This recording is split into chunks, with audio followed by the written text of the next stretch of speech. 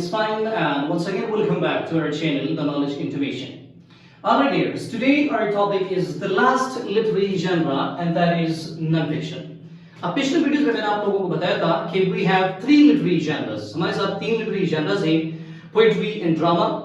अब poetry और drama को मैंने अलग-अलग वीडियोस में डिस्कस किया हुआ था, और जो तीसरा literary genre है that is prose.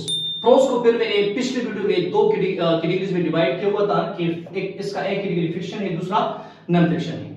फिक्शन के जो टाइप्स है that is fantasy, folklore, historical and realistic. So prose, fiction और फिक्शन के जो टाइप्स हैं इसको हमने लास्ट आखिरी वीडियो में जो है ना वो डिस्कस किया हुआ है.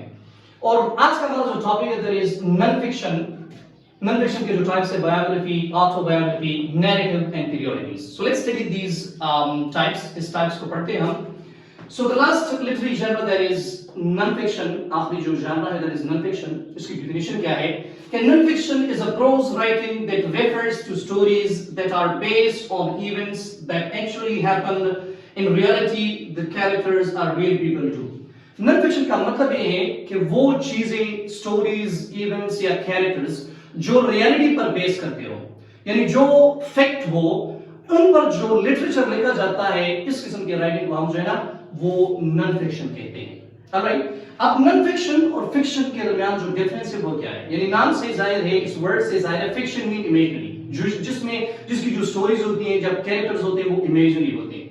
अब नॉन फिक्शन में इमेजिनेशन की कोई बात नहीं होती, इसमें जो भी बात होती है वो हमारी डेली लाइफ के साथ जो है ना वो रिलेट करती है. ऑलराइट, इसके जो टाइप्स है हमारे साथ, the first one we have biography.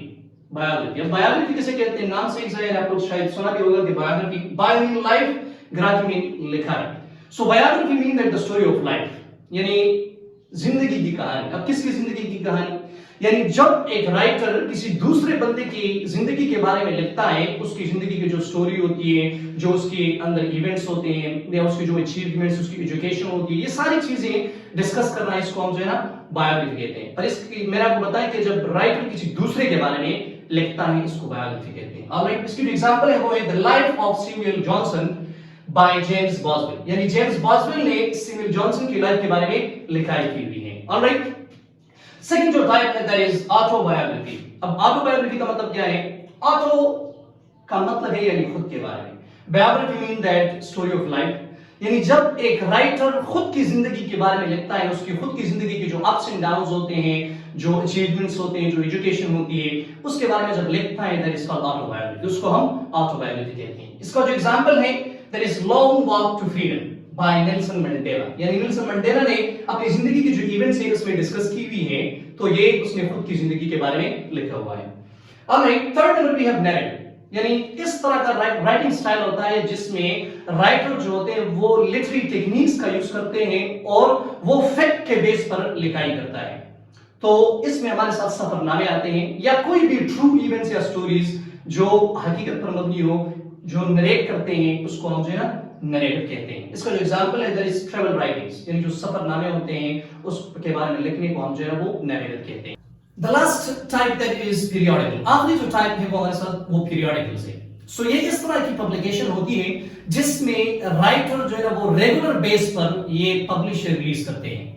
यानी वो रेगुलर बेस डेली बेस भी हो सकती है, वीकली बेस भी हो सकती है, मंथली बेस या ईयर बेस भी वो हो सकती है. इसका जो एग्जांपल है वो है डेली न्यूज़पेपर्स. यानी आप देखते हैं कि न्यूज़पेपर जो है ना वो डेली बेस पर आते हैं.